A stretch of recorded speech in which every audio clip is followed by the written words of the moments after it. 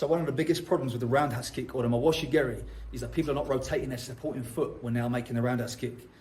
What this is doing is it's preventing the hip from turning over, it's putting the knee in danger, and it's reducing the power of our kick. So what we need to be doing with this kick is getting this foot to face fully the opposite direction. What this does is it allows the pelvis to open up.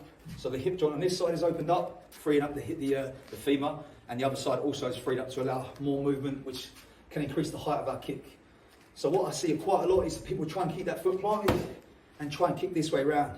There's such force through the knee there. I've actually seen people injure their knee as a result of doing that. So we want to make sure, as we're kicking, this foot is turned around, away from the target.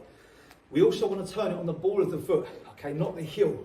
I don't want to go heel because there's not a lot of control there. I want to be on the ball of the foot and I can whip it around from that position. So free up the heel slightly, chamber, rotate into the pad this way. Now, when do we do that rotation? We want to do it once the knee comes past that chamber point. So the knee's chambered here, and then the foot rotates now to add to the power of that kick. That turning gets the hip cutting over and cutting through the pad this way. So it's now rotate last second through the kick. So an exercise that I like to use to instruct this movement is to just hold on to something to take the balance equation out of it. Because if we're trying to work on technique, balance can wait for another time. Okay, we need to focus on the specific exercise we're doing. So we hold on to this for support, lift the knee we're kicking with, and then work on twisting that foot through and back. This is the exercise, basic. One, rotate, back. So we're just getting into that chamber position, turning the hip over and coming back. What we can then do to progress from there, make it more intense, is to make one, back, two, back, and so on. We can build those numbers up. Finally, on top of that, we can then rotate and make our kick as well. So we can chamber, twist, and throw our Mawashi with that supporting foot rotating. Then of course the step after that is to take the hands away from the wall and start working the kick without the support. Sometimes the limitation is in the hip and not so much the control of the foot. So I'm going to give you a little exercise to work on that as well. What I'll do is get into a kneeling position with one leg extended out to the side.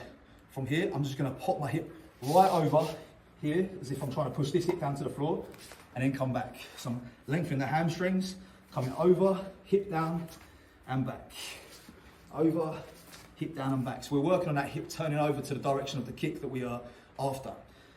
So we can use this as part of a warm-up or as a mobility exercise during our training, or even as a cool down after training. So from here, just getting a hip right over here, down to the floor and back. So we're just trying to get that hip turned and mobilize that action there. A second exercise we can do for the hips is to come into this position here. So we've got like this crossed over, so the front leg's turned in, back leg is turned out this way. And from this position here, I can just work on that Mawashi from the floor. So I'm lifting up the hip, Mawashi, and across. Lifting up, roundhouse kick, and across.